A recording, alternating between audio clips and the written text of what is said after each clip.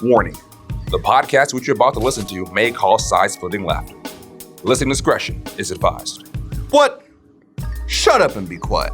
Don't be talking to me like that. We're back. Shit. Yes. Welcome back to the Ray Patt Show. This is season 2, episode 1. I'm Ray. It's your boy Sully. Sully, give the people the rundown.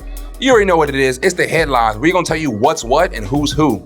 As usual, we're going to play the blame game. Because in this society, we got to blame somebody. Yep, that's true. And I am especially excited to introduce my man in the middle. What's your name? Griff Nation, how y'all doing? Yeah. We're going to go one-on-one, pick his brain a little bit. Y'all make sure y'all buckle up. Let's go. All right, man. We back. Kicking off with the Cleveland Browns in the headlines, man.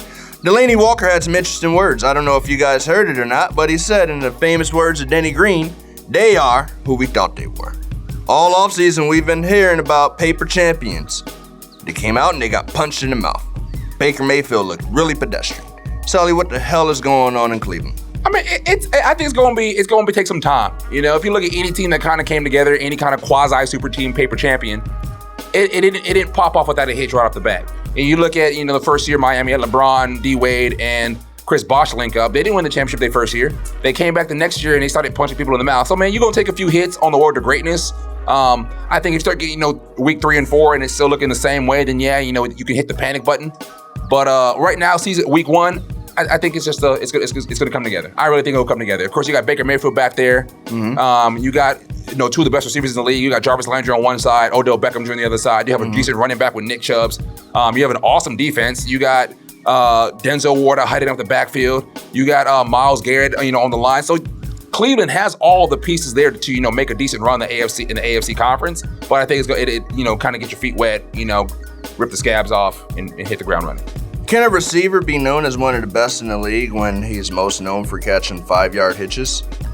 I said he got 2 of the best receivers in the league. I say that only because they're 2 receivers. You have to respect their game. They're not someone you can all right, leave him open, let's let him catch the ball. You got to keep an eye on Odell. You got to keep an eye on Jarvis Landry. You can't just let them run amok, even if it is just a 5-yard hitch. OBJ has the speed and the dedication to turn that 5-yard hitch into a 20-yard run easily. He gets most of his yards off the catch. He has a few deep plays every once in a while, but I think most of his plays come from yards after catch, and that's where he's most dangerous. I got you. What do you think about Odell wearing that $200,000 watch? Man, if you got it, flaunt it, bro. If you got it, my thing is, who was it? Was it Terrell Owens was wearing earrings in their ear? I'm pretty sure some of those earrings are $250K plus, but you just can't really see them. People made a big deal about it because you can actually see it. So, but players are still wearing earrings during the games as well. So you would consider that to be fake mad, like fake outrage? I think it's kind of like when President Obama wore that taupe suit. Oh, it's not presidential. That was the most iciest suit I've ever seen any president wear. Yeah. So I think it's fake. They're just looking for something. They can't talk about his hair anymore, so they're looking at his $250,000 watch. Yeah. Speaking of icy, Miami Dolphins. Bruh. They've decided to sabotage themselves, and they expect everyone to believe that they are still out here competing to win. What's going on in Miami, man? You got the owner who's hanging out with President Trump and also trying to support the causes that alerts to police brutality, right? Yeah. You got Kenny Stills, who doesn't know when to shut his fucking mouth, right? True. So he ended up getting traded. Cool. Half the team wants to leave now. What's going on in Miami? I don't know. I think they hit the panic button a little bit too fast. Yeah, you got blasted 59-10 by the Baltimore Ravens. I got it. You got absolutely manhandled. Like, I would rather see Baltimore Ravens play UCF or ITT Tech than see that game all over again. But when you have players who texting their agents right off the bat, telling them, I want to be traded, pump the brakes a little bit. Like, you really, y'all, it's not a dumpster fire. Like, the dumpster's smoking, but it ain't on fire just yet. Like, I feel like they were just more embarrassment than anything else. I don't think any player goes into the field to get beat up, by 49 points by a quarterback who last year they thought was a running back, but hey, shout out to Lamar Jackson one time. 5 touchdowns, bro, and you were considered a running quarterback, and you torched that defense. Marquise Brown showed his ass. He's channeling his inner Brown qualities. But back to the topic, I feel like they were just panicking. No one wants to get embarrassed like that by 49 points on week 1. Mm-hmm. But I think they just need to slow down, pump their brakes, and find their rhythm, and they'll be all right. What do you forecast the rest of the season? Is it more of the same, or are they going to be able to turn it around? I'm gonna go on a limb and say 9-7. maybe 9-7, maybe second in the division. 7-9? 9-7. Really? 9-7. We might have to put something on that, man. 9-7. Might have to put something on that. 9-7. Man. So you remember the 2 a.m. special, right? UT, right? Sam Eldinger came out and told the world that they were back, man, and that's false confidence, right? Because they beat a Georgia football team who didn't want to be in the game, right?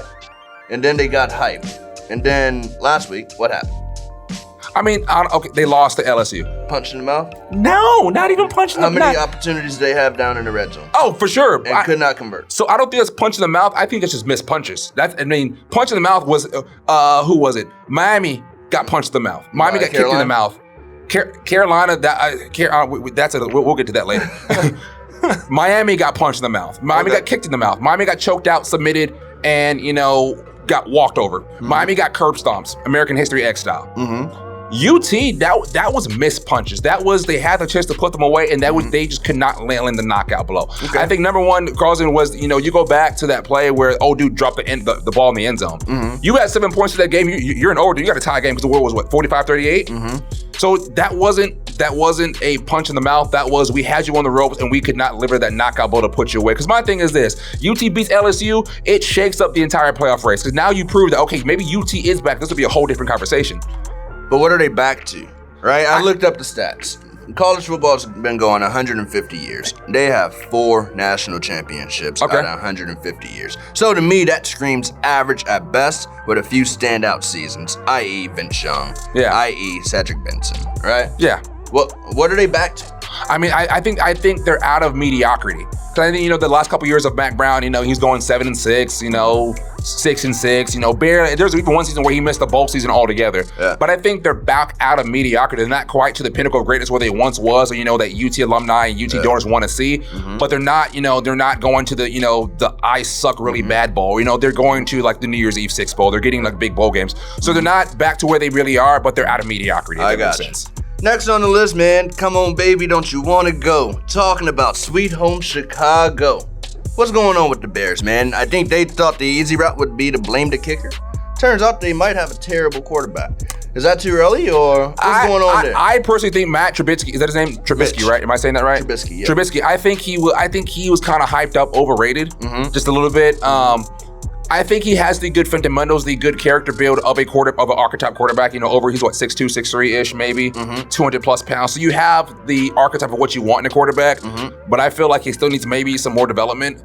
It's too bad the NFL doesn't have a development league, which I really think they do. Instead of kicking players completely out the league altogether, that's why I'm really sad the AAF folded. I really think that could have been a cultivated league. Hey, you're not ready for the NFL yet. We're gonna send you out of the AAF, get some reps in, and then we'll bring you back up. If you look at every other professional game, everybody has a development league. The NBA has the G League. The MLB you have AAA ball, AA ball, single A ball, and rookie ball. They have 4 developmental levels before you get to the big leagues. Cam Newton lost another game not long ago, and he's coming up on the end. You think the Bears should try to go after him? They already got Khalil Mack on one side. Should they go get Cam on the other? Good luck, getting Cam from the grasp of the Carolina Panthers, man. I mean, he's lost the last 2 on a small scale, but the last 8 on a bigger scale. At what point does he become frustrated? Like a swap, Matt Trubisky for Cam Newton? Why not? Right? That'd be kind of cool. I would actually not mind seeing Cam Newton in Chicago. Maybe he might get some fashion sense, because lately in Carolina, I don't know what the hell he's wearing out in Carolina. But I don't know if you saw his last outfit. Yeah. This man looked like my grandfather and my grandma at the same time. Oh, stop it, man. No, I'm serious. He looks like he looked like the lady on the syrup bottle. Yeah, he looks like what the hell is going on here, man? He looks like he doesn't care about the store policy and still wants to speak to the manager. I was out with the producer a couple nights ago, and we was watching it. I swear I asked him, whose man's is this? Yo, who lets him come out of the house and like the fact that his teammates let him do interviews like that, I'm really questioning his whole team. Like, if we all out one day and I'm wearing something that's not fresh, I expect the producer hey bro, look, hey, come back, let me lace you up real fast. But you let him walk out wearing a bonnet? Yeah, that's crazy. What are you driving Miss Daisy, bro? Nah, man. We can talk about his game, but Cam, bro, you make too much money to be looking that bad, bro. Okay, all right, guys, stick around. We'll be right back with the blame game.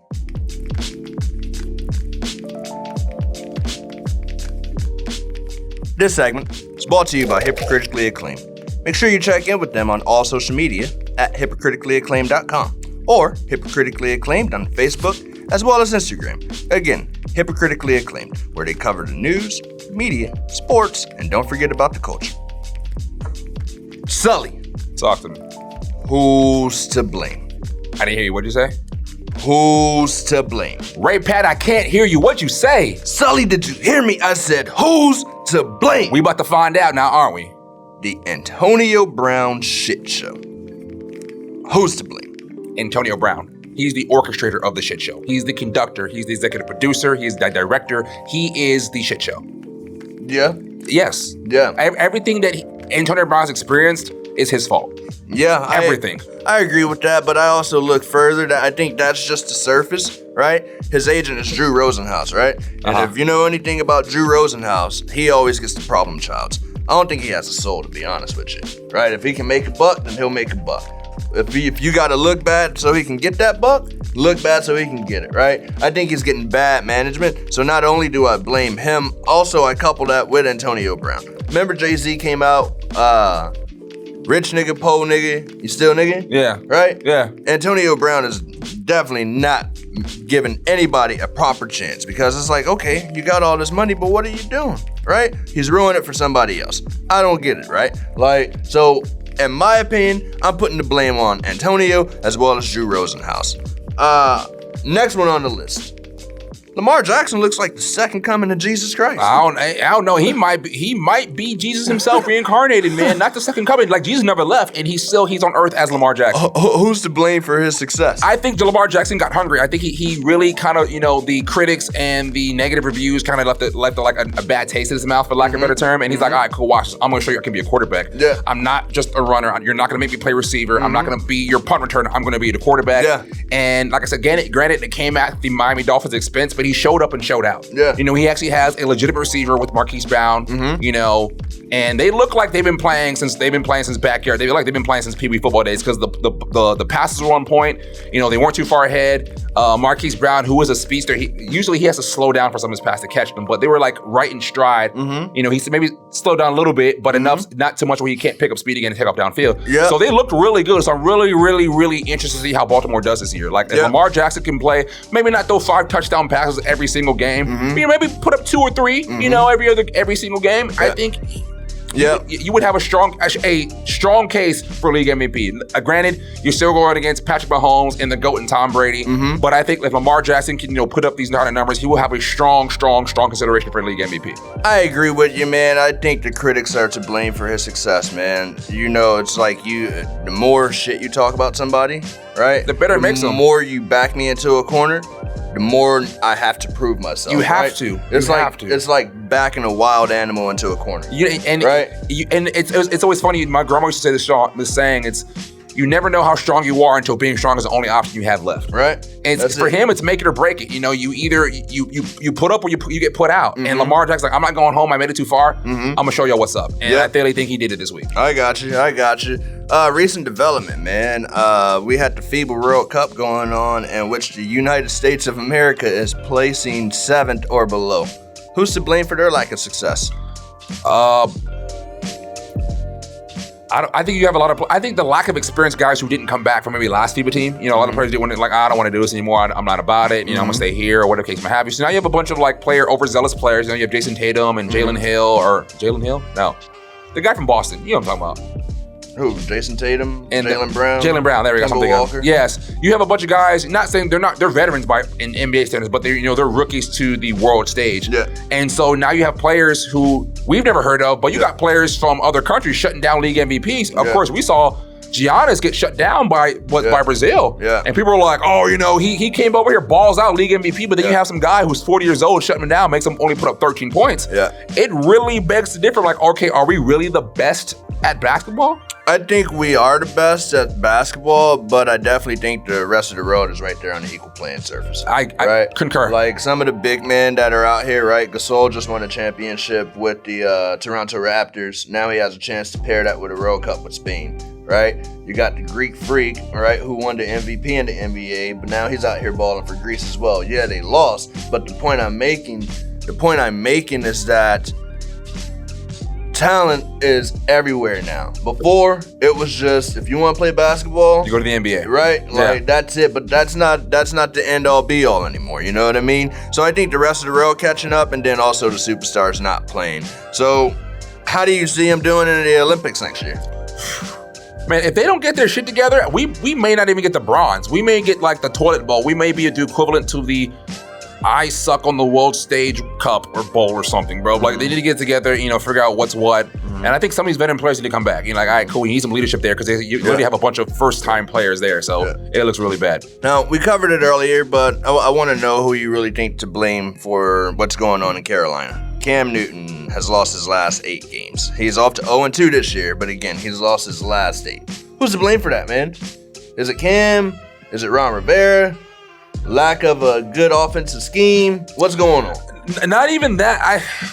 I watched that Carolina, and first of all, Carolina should not have lost that game to the Buccaneers. Of all things, nobody should lose to the Buccaneers. The Buccaneers shouldn't even lose to the Buccaneers. But I feel like, I really feel like they really kind of put all their eggs in Christian McCaffrey, and it's starting to show. He's only third year in the league, and it's already showing he's worn down. You have him doing the wildcat plays. He's having 15, 16, 17 carries a game, but he's getting all these carries, but he's not really producing the numbers he needs. Now, I'm not saying McCaffrey's a bad player. That's not what I'm saying. He's a great player because I picked him up for my fantasy league. But I feel like they're putting all the weight on him, and then when he doesn't produce it, they're making him a scapegoat. Yeah. And they're trying to put, and I really think it's kind of a way to save Cam. Like, Christian McCaffrey wasn't producing for us, but you kind of got to put it on Cam Newton a little bit. Like, you're the captain of the ship. You need to put numbers up there. I think they got a distraction too with Eric Reed running his mouth all the time. I think that kind of affects the team a little bit. You know what I mean? Like, it's hard to concentrate on your job when you got this other guy who's still out here on the mission, when obviously that game is over, right? Yeah, it's done. Jay-Z's getting involved with ownership talks to start making real change, and you still got him out here just bashing. That's not a good look, in my opinion, man. That's it for Blame Game this week. I'm excited about what's coming up next, man. We finally go one-on-one with Griff, founder of National Disgrace. Stick around. We'll be right back.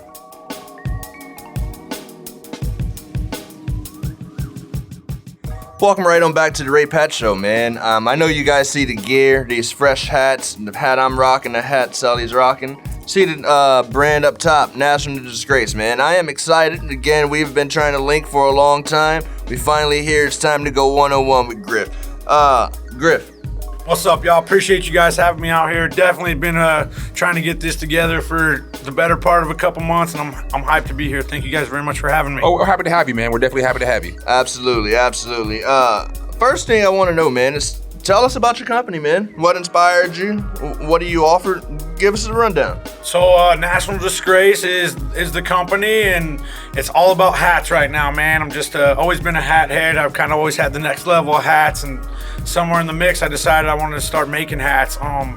The premise of it is like everything I grew up enjoying, like snowboarding, hip hop, graffiti, things along these lines, were disgraceful back in the day, and kind of we had to push the way for that stuff. There's not a basketball court, and there's a basketball court in the neighborhood, but there's not a skate park in the neighborhood back then, and now all that stuff's worldwide. So just always do you, and stay on that path that you believe in. That's the premise of National Disgrace. Very strong attitude. We like that. Like that. Now, where's your company based? I'm at Austin, Texas right now, man. Definitely love this city, man, and I appreciate everybody that shows me support here, man. Just overwhelming, great people. I thought of uprooting once, and I'm like, nah, man, Austin's home. I'm staying there, and I'm going to put it on the map with these hats, bro. Nice. How long have you had this business? We're coming up on 2 years, man. As an official LLC, I do have some scrapbooks that date back 5 years ago with ideologies of the business and things along those lines. And I started on my social media about 4 years ago on the project, but okay. Very hard in the last year and a half. Nice. Now, has National Disgrace taken you anywhere? I know you said that you're headquartered here in Austin, but have you got to travel outside with your product, or how's that Absolutely, going? Man. I'm very fortunate, dude. I'm very well traveled. in my life. I've been going to Hong Kong a lot, and China, New York City, LA, places like that, to spread the word. You know, I did a pop shop in New York City last month in Manhattan. That was amazing. Okay.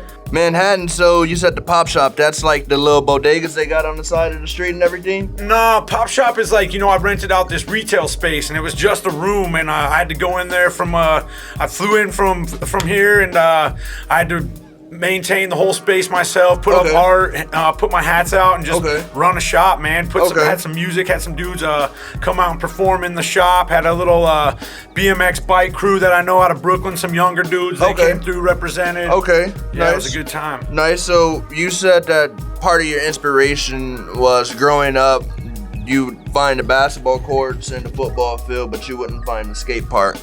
Is that, like, what else inspired you to go do this and create your brand? Again, your products are super fresh. You know, I'm very much so inspired by hip hop. That's number one, absolutely 100% since I can remember, you know, like when I was 4 years old, I remember listening to the Doobie Brothers, which that's not technically hip hop, but there's definitely like, there's some soul in there, and there's some rhymes, you know, so it's definitely...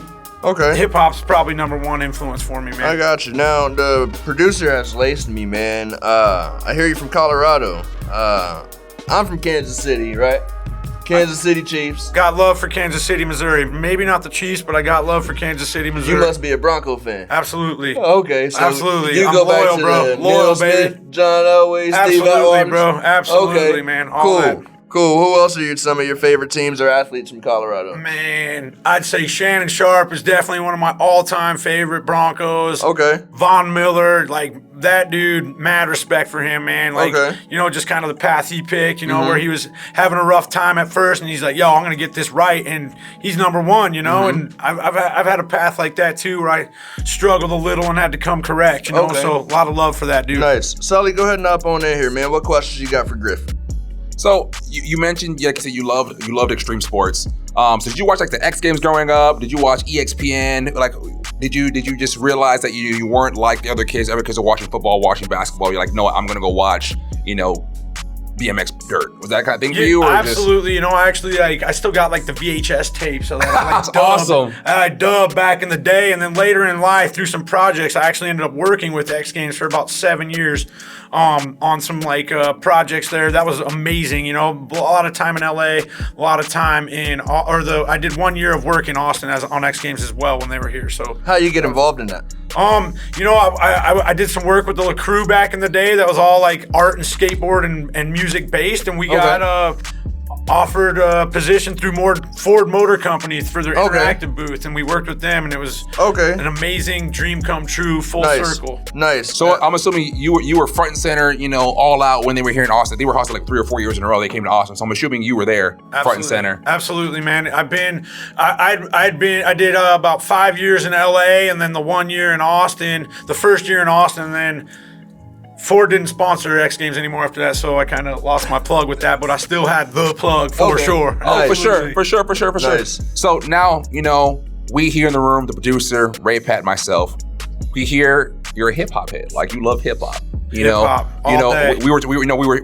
going back and forth earlier, and you said, you know, the rap game isn't what it used to be back then, you know, when you were growing up versus what it is now. Of course, you have the evolution and the entry of mumble rap, a lot of mumble rappers coming through, SoundCloud rappers, you know, other avenues approach to get their music out. If you had to pick five MCs to make an album with that you can listen for the rest of your life, who would be your top 5 artists on that album? I mean, that's a really rough question, man, because I just got so much love for like some classic cats. I'll throw a couple names out there, but like, and you know, this is definitely something I've thought of. Like, I mean, this is years of thought into this, you know, and like how I judge these cats is like, if you've seen them on a feature or all their features, they're the best on every single verse that they drop. Okay. So with that being said, I got definitely Biggie's up there, bro. The dude's number one storyteller, okay? I'm putting Biggie in the mix. I'm putting Andre 3000 in the mix. Okay. Dude spits flames. One of the most underrated dudes out there. Definitely putting Eminem in the mix. Okay. The lyrics are on another level with that, dude, and he'll hurt your fucking feelings and ruin your career, dude. Damn. Like, Okay. Straight up. Okay. There's no question about it. I'm gonna go with the RZA of Wu-Tang because the dude is like just on a whole nother mastermind level. You know, he took 9 dudes and put them to the top, the most iconic hip hop group of all time. You can fly to Japan and have a W on your hat, and people are gonna recognize. You know. So what is that? 4? That's 4. Last one. Make it count. Man, I gotta think hard on this, you know. Dude, I'm gonna really toss it in there and kind of mess with the mix, and I'm gonna go with Lauryn Hill, bro. And, I'm gonna go with that because, I mean, she's an MC, man. Some of her most lyrical stuff doesn't necessarily appear on record, but she is definitely an MC, and if you ever get a chance to see her live, man, through all the bullshit that everybody says goes on, her tardiness or what have you, please go check it out because she knows what she's doing and she's a true musician, and that's my opinion on that. Nice.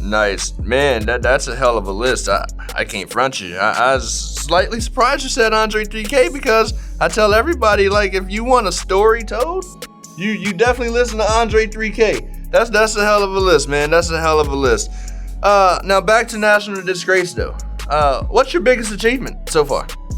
Man, with that project, I'm going to say my biggest achievement is just being able to do me and be me through and through this project. You know, like I've been saying for years, I'm like, bro, I'm gonna be 40, rocking a flat bill in my hoodie, and I'm a couple years out from 40, thank you, but you know, I'm hype on it, man. Just being able to travel the world, meet amazing people, and design hats, man. I've been obsessed with hats since as long as I can remember. You know, 5 years old, rocking a Denver Broncos hat. Gotcha.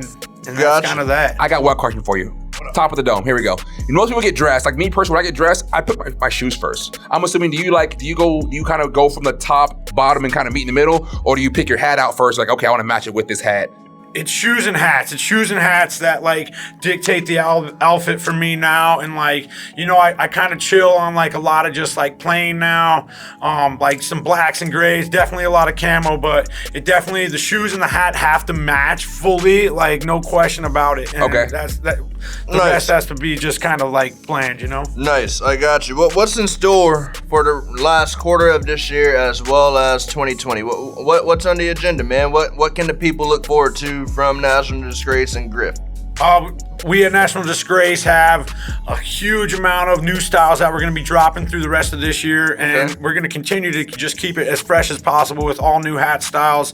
And we're trying to expand a little bit on the West Coast and some Denver and some New York next year. Definitely a little Hong Kong as well. You know, we sell some hats over there and have a good time. So just keep expanding and make it organic as possible. You know, just grow the brand. Now, what's the price tag? Like, you go in the store and you see the National Disgrace. So these hats are boutique hats, and they're very limited numbers. There's one of 8 hats. There's only 8 hats of each design, and then from there they get broken down into, you know, different colorways on the threading per hat. So really it's like one of 8, but like one of 8A, one of 8B. So they kind of spin off. And the price tag starts from around $30 to $40 depending on which lid, and you know, they're all available online, which is our main outlet for selling hats. And those are reasonably priced hats, because you can easily walk into a Lid's locker room and, you know, drop $35-$40 on a hat. So I mean, very respectable. Like you know your worth of what your hats are worth, so you know, but you appreciate, you know, you're not trying to rake anyone over, but those are very, very reasonable price hats as well. Absolutely, and especially because they're like fully custom. You know, I got the custom inlay, I got the custom like bill stickers, so you don't mess up your bill. And you know, I'm just trying to take it to the next level with these hats, man. Solid. Custom as can be. Solid. Now, we almost done here, my man, but before we do go ahead and get on out of here, man, I want you to tell the people where we can find you, the people that are listening to this. If they say, okay, I like the gear, I like everything I see, where can they go to find you and to find your products?